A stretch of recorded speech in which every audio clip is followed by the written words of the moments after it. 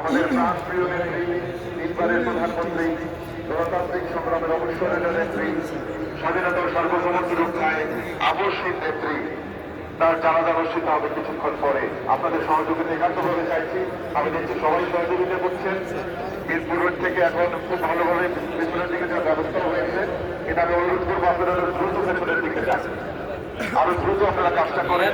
এবং পেছনের রাস্তা অনেক খালি আছে, খামার বাড়ি থেকে শুরু করে মণিপুরি তারা পাম্পগেট এবং আমাদের সংসদ ভবনের যে বড় বড় 3-4টা মাঠ আছে, এই মাঠগুলো তো পর্যাপ্ত জায়গা আছে, খুব সুন্দর জায়গা হয়ে যাবে।